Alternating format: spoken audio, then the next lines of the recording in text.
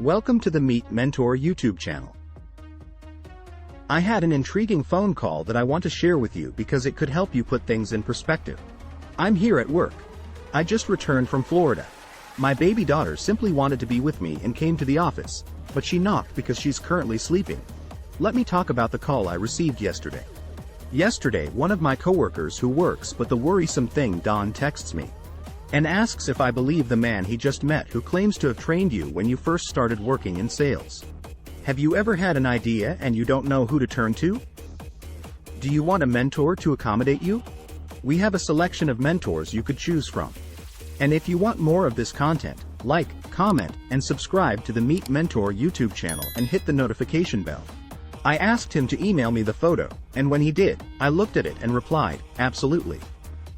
He then asked, do you have a minute? And we called one other. When I initially began working at a fitness center years ago, I asked Paul how he was doing and if he would be my general manager.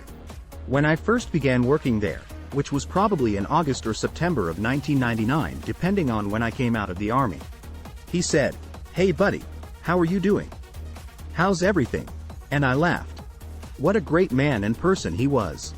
I run into so many people and every time I tell him I trained you, they don't believe me. I said, well, Paul is the truth. You did you, but they still don't. I think there's a lot to learn from this because either you'll relate to me having a Paul in my life or you'll relate to me having a Paul in my life. So I started working at the fitness center and he's training me. He's very calm. He's very encouraging. He gives me challenges. But it's very common for egos to coexist around this guy. 1 month goes by, and I'm still in the sales business. Let me explain. Are you interested in our story? If so, kindly like this video. My focus is on our bellies. I've been working at the fitness center for a month, and I have sold exactly 0 memberships. I go to Paul, and he tells me that I'm one of the most insane people there because Pia is the only salesperson who is more fit than I am. I work out, and I know more about weightlifting, nutrition, and all of this stuff than any of these guys here. But man, I just can't sell memberships. Sales isn't for me, it says. John, you were made for sales. This is this guy on why you're saying this. I'm not a good sales guy. John, do you trust me? He says, here's what I want you to do. So what is that? He says, I don't want you to sell memberships at the gym anymore. I asked, what do you owe me? He replied, I want you to go sell memberships at the mall and try it out for 1 month. He continues, comparing Fox Hills Mall to the Culver City neighborhood. I responded, let me get this right. Paul, you want me to sell memberships at a mall where there is nothing there when I can't sell them in the gym with all the equipment here, the weights here, the courses here, and the sauna here? You want me to go do that?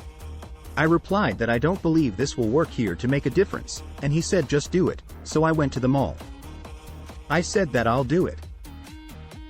I went to the mall and there was this tiny escalator and we would set up a booth like imagine a table covered with a black cloth. You know what I'm talking about, right? And I would stand literally right behind it because I didn't want to go around and talk to people that were walking in front of me at the mall. I was so nervous and shy and worried. Have you had a similar experience? If so, kindly comment below this video. There were 3 other people selling, and I was observing them when I realized that you don't grow, honey. You don't tell me no, you don't reject me. I eventually started to approach individuals after talking about our fitness center and other topics.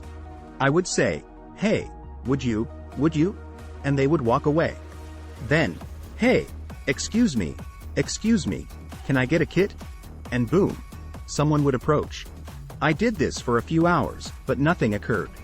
Next thing I knew, I was standing right here at the edge of my table, a little bit closer to people but still safe because I was touching the table. Then, excuse me, I'm sorry, but I had to move a little bit closer before I could start speaking to the police. Eventually, a woman finally responded, yes. What are you right? The easiest questions you could ask someone who doesn't know anything about us are, yes? Have you been to the gym before? And, would you like to have a membership? She replies, yeah, I'd like to buy a membership from you. I replied, you would like to buy a membership for me right now? Yes, right now how much? I specify. 75 down 40 a month corporate. Paul said, "John, go some more today. Go talk to more people. Look what you could do today."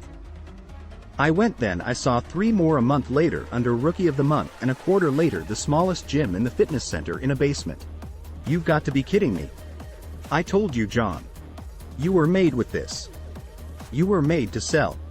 The squad was the sickest, finest team we had. However, the gym wasn't the most attractive one they had. Paul, Chase, Rob, Nick, Ian, Kevin, Dwight. I mean, we had to wait because Maine was there, and we had the finest team. We were the best team we had, and we all got along well.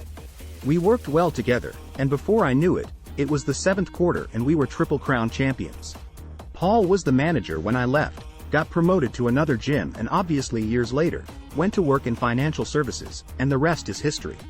When they called to talk to Paul, I spoke with Paul, and during that conversation, he mentioned that he wanted to win the Triple Crown back-to-back.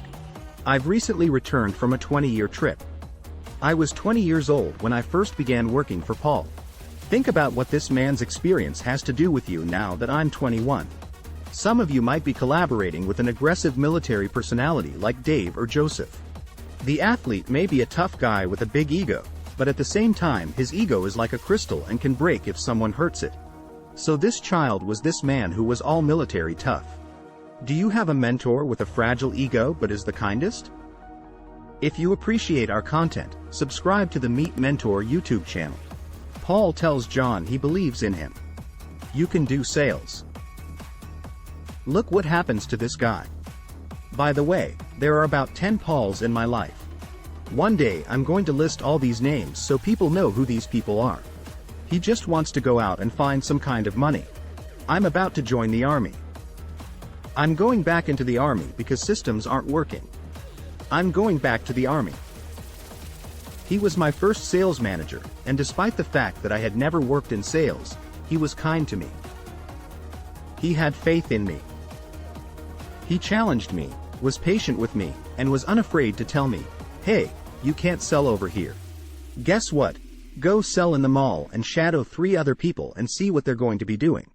You'll learn that I can't sell memberships here. It doesn't matter. I'm going to put you in a more difficult situation because if you can endure it for the rest of your life, you'll learn how to provide for yourself." That concludes today's video, then.